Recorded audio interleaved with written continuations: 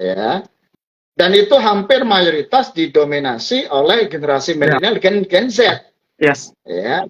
Dan itu mayoritas, ya teman-teman bisa lihat, lebih suka yang fluktuasi tinggi, Yes. volatility tinggi, kalau bisa beggar deh, ya beli sekarang arah, gitu kan. Nah, itu Om Salan melihat fenomena ya kenaikan signifikan dari sisi investor dan kualitinya itu bagaimana Om? Apalagi Om kan terus berinteraksi dengan ini ya para Yap, pelaku pasar, yap. ya para investor atau trader, fenomena ya kenaikan tersebut dan rendahnya literasinya. Oke, ini menarik sih karena kalau disebut rendah literasi, kita harus menerima fakta bahwa literasi keuangan masyarakat Indonesia, baik itu Gen Z ataupun baby boomers gitu ya, itu cukup rendah. Kita harus menerima kenyataan dan itu terbukti banyak sekali kasus-kasus yang terjadi selama angkatan COVID ini. Kita nggak bicara pasar modal aja, tapi terkait keuangan lah. Kayak misalnya binary option, itu kan sebenarnya karena kurangnya literasi. Kalau kita udah tahu literasi keuangan, kita udah tahu literasi pasar modal investasi itu kayak gimana, kita nggak mungkin terjebak. Ya, mungkin coba-coba uang kecil, oke, tapi nggak yang sampai kita gadaikan rumah, ngutang untuk bertaruh. Itu udah pasti nggak mungkin. Itu kan karena kurangnya literasi. Lalu pertumbuhan yang pesat ini Gen Z ya tadi ya berdasarkan data ya Mas Gebong ya. Ya betul kalau ngomong Gen Z sukanya yang fluktuatif dan sebenarnya menurut saya ini bagus. Ya, ini bagus karena kalau kita lihat juga mungkin 11 juta secara persentase masih kecil ya. Mas Gemung ya mungkin ya secara dari total penduduk kita ya. Secara persentase itu masih Ya, potensi berkembangnya masih besar banget dan mungkin yang mau saya catatkan ialah sebenarnya teman-teman Gen Z ini bersyukur nih karena udah kenal instrumen investasi dengan berbagai source yang zaman sekarang tuh teman-teman bisa dapetin dengan mudah dan bahkan gratis ya. Jadi tinggal kayak ikut live lab seperti ini, live lab dari Samologi yang harusnya kejebak loss, oh udah sering ikut jadi nggak kejebak loss. Jadi harusnya teman-teman bisa, apalagi teman-teman Gen Z bisa memanfaatkan hal tersebut dengan sangat baik.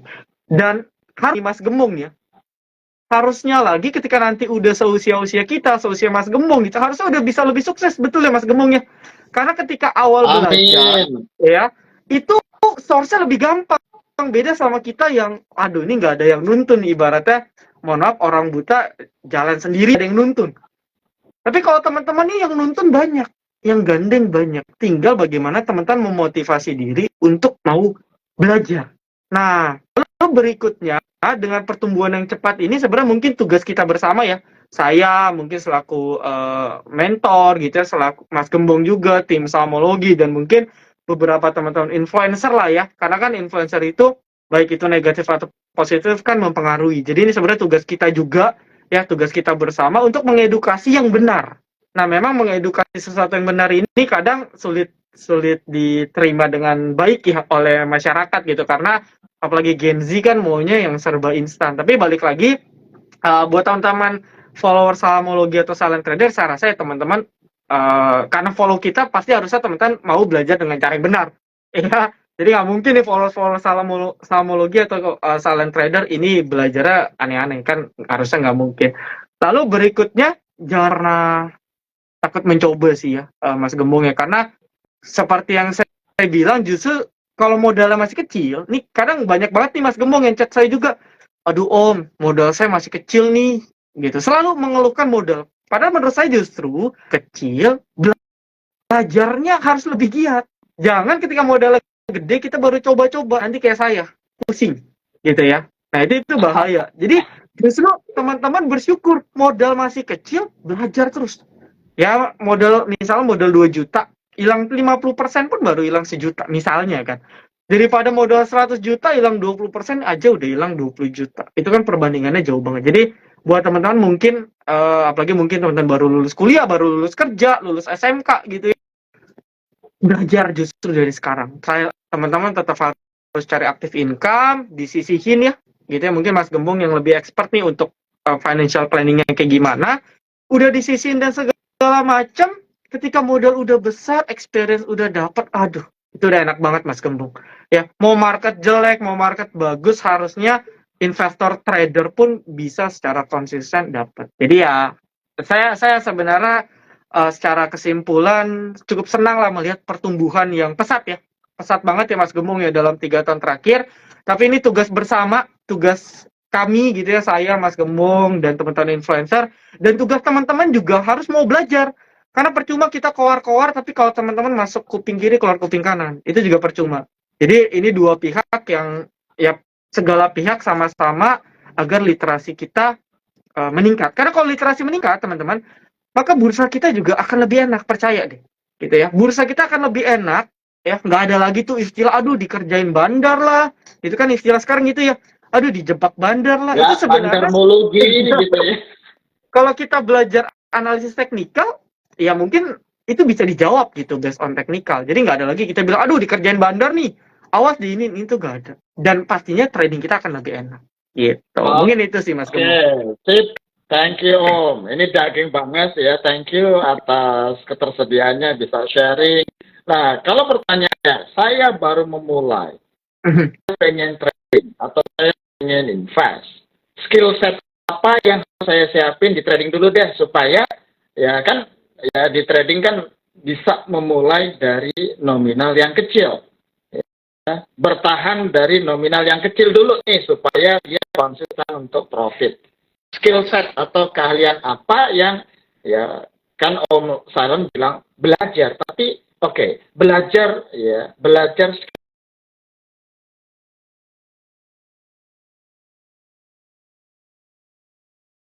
khususnya untuk pemula.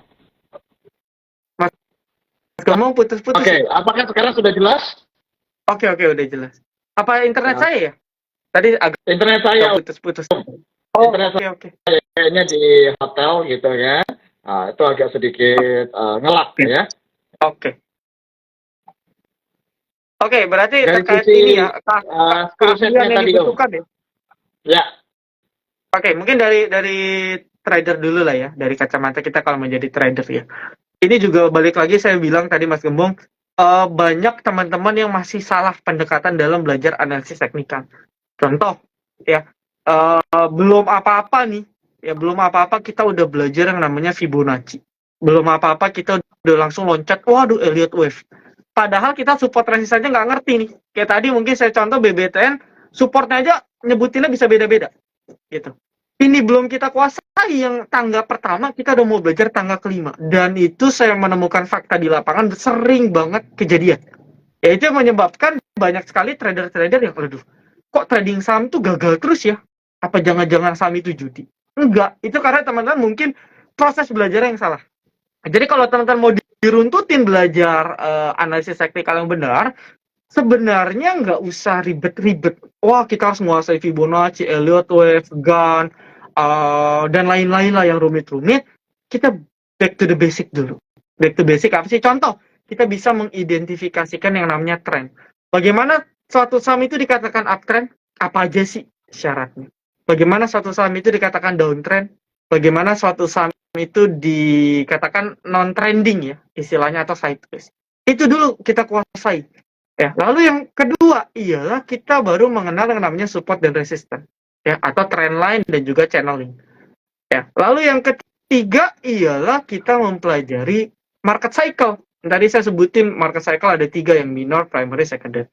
Sebenarnya kita kuasai 3 ini aja ini udah bisa trading, Mas Gembong, karena dari ketiga ini nanti pecah nih. Contoh dari support resist nanti bisa kebentuk yang namanya pattern. Ya, kita tarik-tarik support, oh kebentuk W double bottom. Misalnya seperti itu. Kita tarik-tarik garis trendline, oh jadi muncul falling wedge. Itu sebenarnya part dari kita tarik garis trendline atau tarik support resist. Kebentuk yang namanya pattern. Gitu. Jadi ini pokoknya. Baru dari ketiga ini nanti bercabang ke keilmuan-keilmuan yang next level tadi. Jadi sebelum loncat-loncat,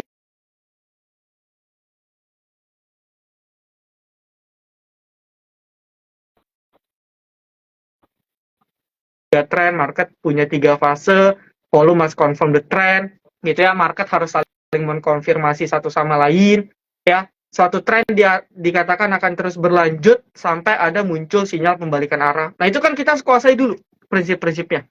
ya. Baru nanti bertahap, oh belajar indikator gitu ya. Ada moving average, ada Bollinger Band, RSI, stokastik dan sebagainya. Itu bertahap dan itu memang nggak instan Mas Gembong, ya nggak apa-apa, nggak instan nggak apa-apa teman-teman.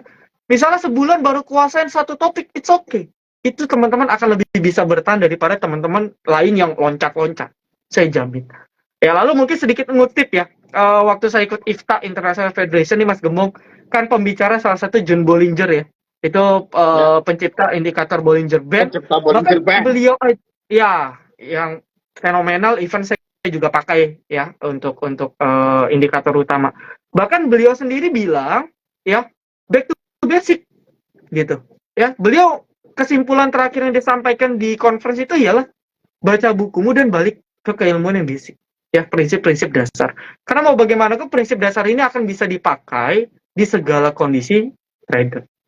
Gitu. Ya sama mungkin itu untuk trading ya. Kalau untuk investasi sama gitu ya. Kita belum tahu apa PB. Nanti kita nggak tahu ada berapa.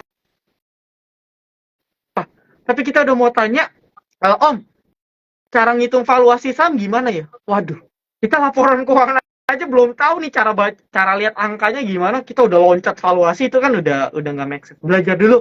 Oh, laporan keuangan ada sekian. Oh, ada CALK nih, catatan atas laporan keuangan. Misalnya gitu ya Mas Gemung ya. Mas Gemung nih kan lebih expert.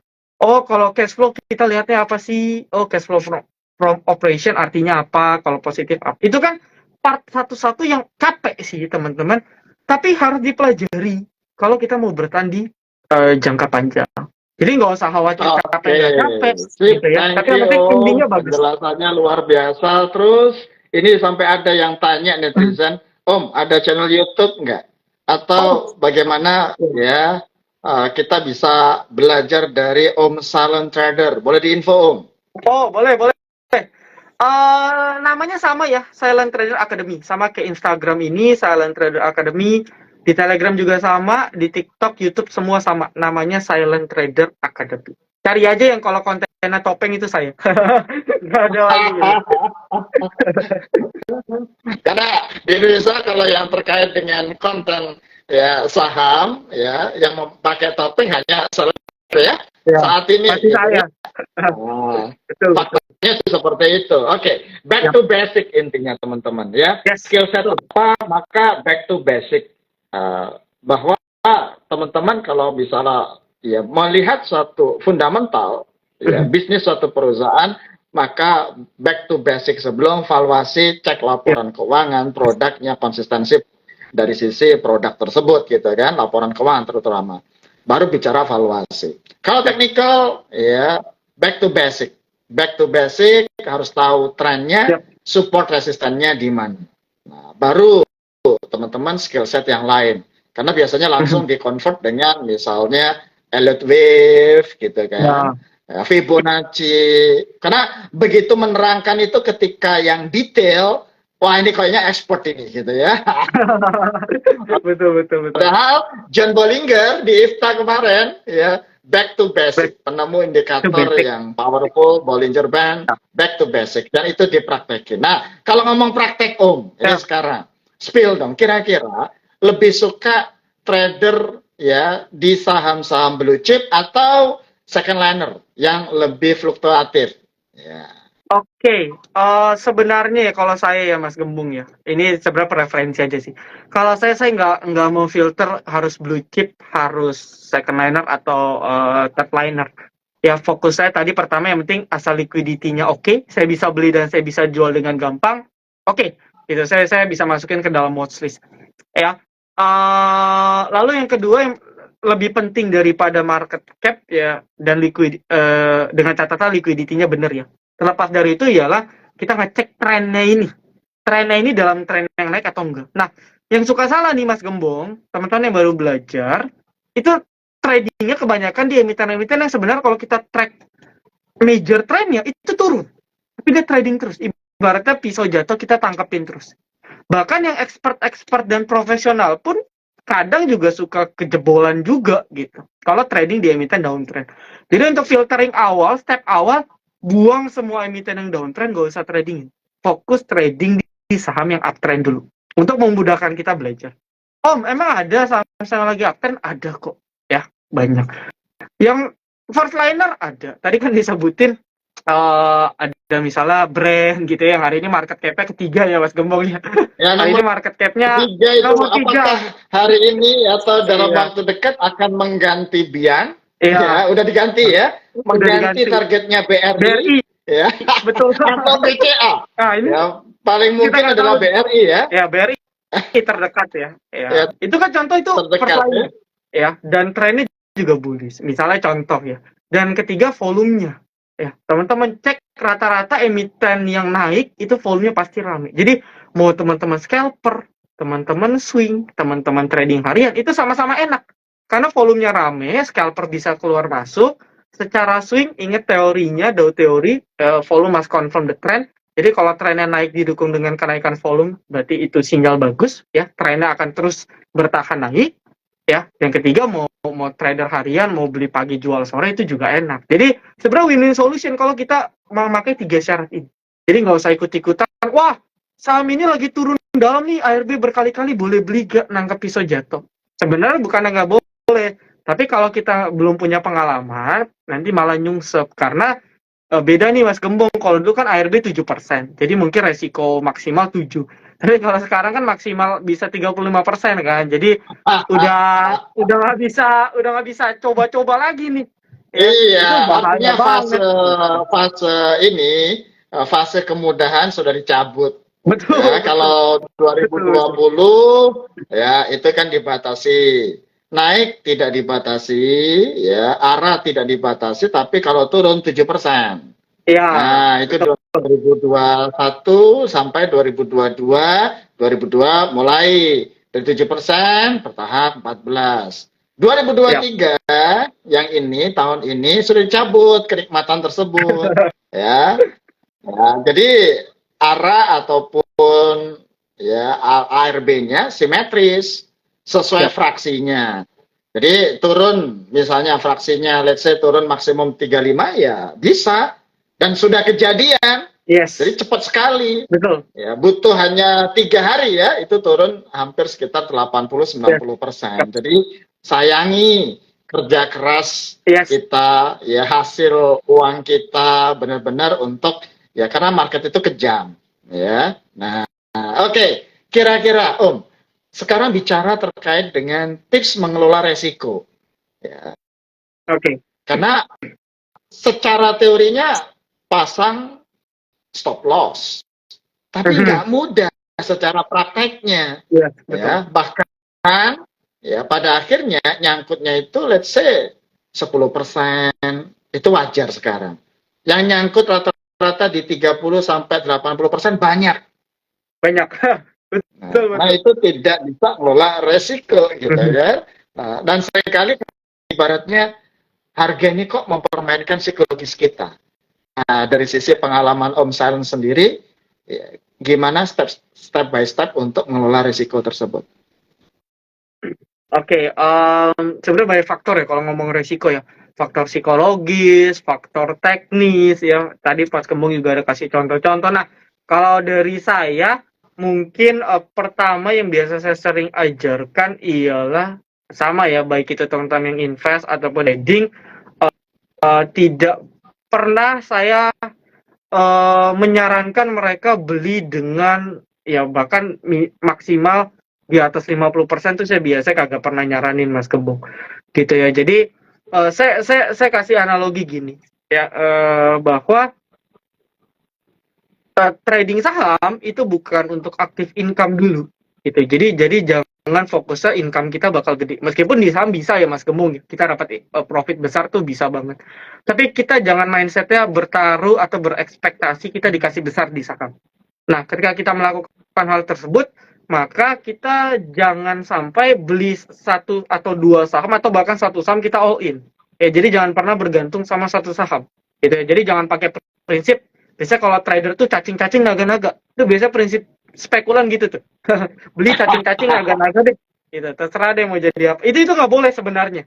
Itu sebenarnya nggak boleh. Mungkin sekali dua kali cuan. Tapi kan kita bicara konsistensi kan. Kita bicara konsistensi jangka panjang. Itu pasti nggak bisa bertahan kalau kayak gitu terus. Ya. Jadi biasanya kalau trader itu sebenarnya sama mungkin dengan para investor tuh dipecah. Ya, portofolionya mungkin bisa jadi 3 sampai 5 saham.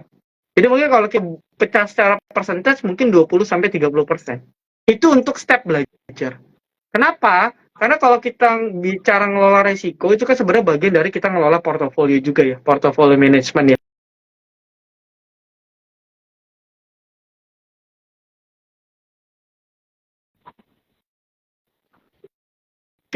Diversifikasi itu juga kepecah lagi. Contoh, misalnya dari 5 saham, 2-nya swing. 2 swing ini bisa dipecah lagi sebenarnya. Satu first liner, biar aman gitu ya. Saham-saham yang berfundamental baik, yang mungkin trennya dalam kondisi baik juga gitu ya. Yang kedua mungkin saham-saham second liner atau third liner yang trennya baik tentunya ya. Tren dalam kondisi yang bullish. Ya, lalu 3 saham lagi misalnya 2 saham yang trading harian ya, time frame-nya lebih pendek 1 sampai 5 hari. Satu saham lagi scalping. Ya, jadi ketika kita tidak bergantung ya, ketika kita tidak bergantung sama salah satu emiten, maka secara konsisten kalau keilmuan kita benar, portofolio kita harusnya tetap bisa growth. Terlepas growth-nya besar atau kecil. Ingat ya, mindset-nya jangan jadi active income dulu. Jadi ketika bulan ini saya cuma dapat 2%. Bagus. 2% kalau kali 12 tuh 24% itu udah ngalahin investasi apapun gitu ya Mas Gembong ya. Ya. Warren Yang Buffett akumulasi tahunan 20%. Nah, Warren Buffett aja 20% gitu dan 24% kalau secara teoritis wah itu gede banget. Jadi nggak usah lihat 2%-nya kecil ya. Dan juga jangan berekspektasi sebulan bisa 20%. Nah, itu suka banyak tuh. Aduh, kalau sebulan 20%, setahun 240%, 10 tahun tuh mau jadi triliuner kali ya. Itu nggak make sense, teman-teman. Jadi makanya nggak usah all in. Kalau teman-teman dengan step yang benar, nanti growth sendiri kok ya secara pasif gitu. Ya yang pertama. Lalu yang kedua, kalau ngomong masalah stop loss ya memang ini balik lagi ya. Saya sebutnya bandel sih. Ya, bahkan kadang saya juga masih sesekali muncul gitu ya. Mungkin setahun sekali rasa bandelnya tuh muncul. Dan itu sebenarnya alamiah teman-teman ya. Karena kan kita manusia punya emosional. Tapi bagaimana kita membiasakan ya. Karena kan bisa karena biasa. Bagaimana yuk kita coba membiasakan ya, nggak gatel untuk setting otomatis gitu ya. Let's say misalnya nih, ini ada tips juga.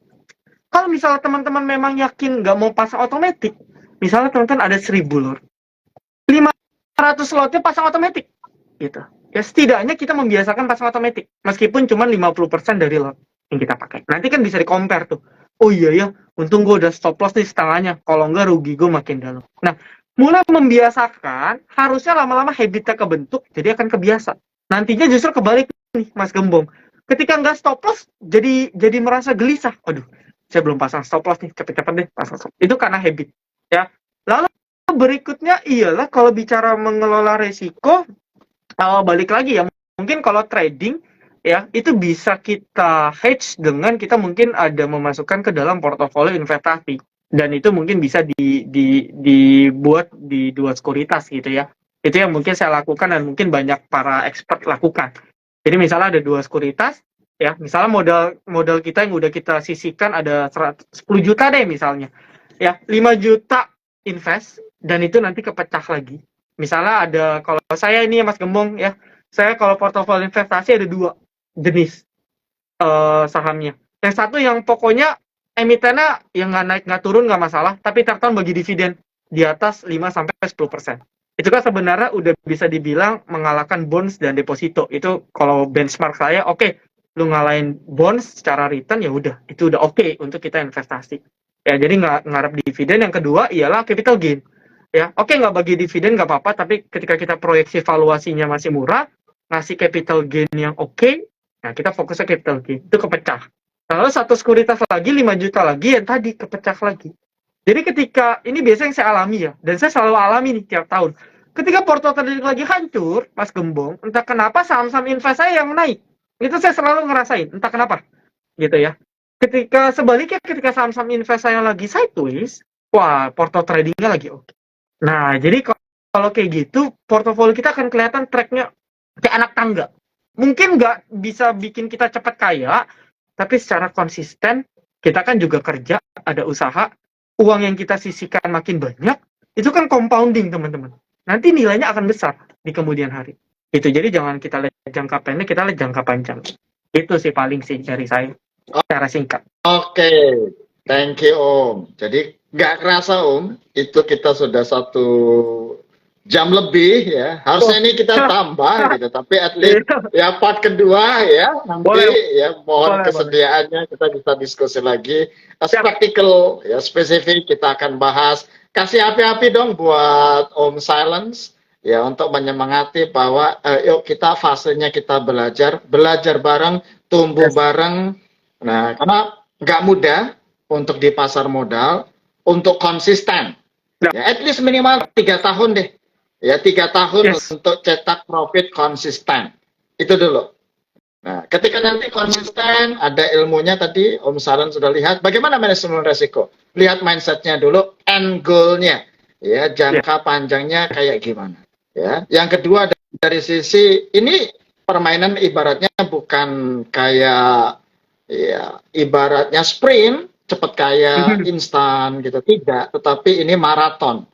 Ya, maraton Ya. terkait dengan benar-benar, ya ini, ya awalnya untuk sampingan dulu deh.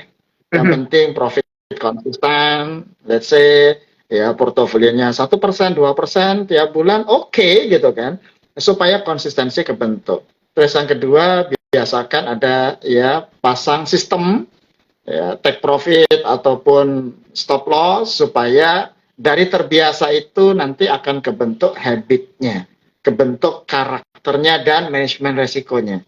Ya, nah itu dari sisi resikonya. Ditambah saran Om Salen buat 2 sekuritas yang berbeda. Satu investing, satu untuk trading. Supaya apa? Menjaga psikologis dan menjaga ritme dari saham tersebut. Gitu. Yang penting terus tumbuh. Nah, nggak kerasa Om, itu kita hampir let's say 1 jam 15 menit di penghujung akhir sesi ini. Om Silence ya tolong dibagikan tips trading yang ciamik ya, dari Om Silence berdasarkan pengalaman selama ini. Supaya apa? Ya, pemula itu berani eksekusi, konsisten eksekusi, profitable-nya terbentuk. Dari Om Salda, gimana tipsnya? Oke, ini saya kasih tips. Tadi saya ada sebut Mr. John Bollinger ya. Saya kasih salah satu tips mungkin menggunakan indikator Bollinger Band yang mungkin banyak orang yang masih nggak terlalu tahu nih ya fungsi dari Bollinger Band. Jadi Bollinger Band itu fungsinya banyak teman-teman ya. Bukan sebagai keputusan jual beli. Let's say kayak misalnya kalau stochastic oversold kita buy, stochastic overbought kita sell. Sebenarnya bukan fungsi seperti itu, tapi fungsi volatility ya, fungsi volatility. Jadi kan kalau kita lihat Bollinger Band itu kan kayak ada 3 layer ya, betul ya, Mas Gembong ya. 3 layer yang dia bergerak dinamis sesuai standar deviasinya sama. Jadi kalau lebar jarak atas tengah dan tengah ke bawah tuh selalu sama jaraknya, range-nya. Nah, ketika indikator ini atau saham lagi sideways, biasa indikator ini akan mengecil. Ibaratnya mulut rahang atas rahang bawahnya ini akan nutup. Ketika sekali dia kebuka lebar, ya disertai dengan volume, ingat ya, volume itu tetap wajib. Apapun pendekatan disertai dengan volume, itu tandanya saham itu akan berfluktuasi tinggi. Berfluktuasi itu artinya akan naik turun. Ya, akan naik turun. Balik lagi tergantung ya dia bukanya breakdown ke bawah atau breakdown ke atas. Tapi menunjukkan bahwa saham itu akan berfluktuasi. Nah, kita sebagai scalper, day trader, itu udah bisa masukin ke dalam watchlist. Jadi saya sering banget ketika ada satu saham yang let's say breakout ya, kita kan di saham kan cari saham yang naik. Berarti kan kita cari saham yang breakout dengan volume, saya nggak langsung beli. Tapi saya masukkan ke dalam watchlist ketika nanti dia koreksi di area-area support yang masuk akal, saya beli. Kenapa? Karena saya tahu ketika Bollingernya udah kebuka dari yang tadi nutup lalu kebuka lebar, semakin lebar semakin bagus, maka fluktuasinya tinggi. Dan ketika ada satu saham lagi yang fluktuasinya tinggi, di mana supply demand pasarnya lagi di sana, ya, itu kita mau trading enak. Anda scalper enak, Anda day trader enak, buy on support enak, semua enak. Gitu. Dan mungkin teman-teman bisa cek di banyak contoh-contoh contoh mungkin emiten cuan. Ini disclaimer on ya. Jadi kalau teman-teman lihat sebelum cuan itu rally gila-gilaan gak berhenti sampai sekarang, dia tuh sempat nutup dulu after rally. Kan dia sempat suspend juga ya, berapa kali suspend. Baru dia breakout sekali, habis itu langsung kenceng sampai sekarang 7.000. Jadi banyak banget kalau teman-teman perhatikan saham-saham yang rally itu mulainya dari situ. Nah, pakai Bollinger Band itu sedikit tips bisa dicoba. Ya, bisa dicoba dan dipraktekin dan boleh banget dikombinasin. Karena ini indikator bukan untuk sinyal buy sell, tapi menunjukkan saham ini akan berfluktuasi, akan rame gitu. Mungkin itu Oke, thank you Om Salam. Ya, back to basic. back to basic. Ya, kemarin juga ketemu dengan Mbah Bollinger, Bah, penemu dari indikator Bollinger di IFTA, ya International Conference Technical-nya. Jadi langsung ke sumbernya dia bilang, ya tadi, pakai tadi, ya Bollinger Band, itu menunjukkan arah dan volatility-nya, ya teman-teman bisa combine.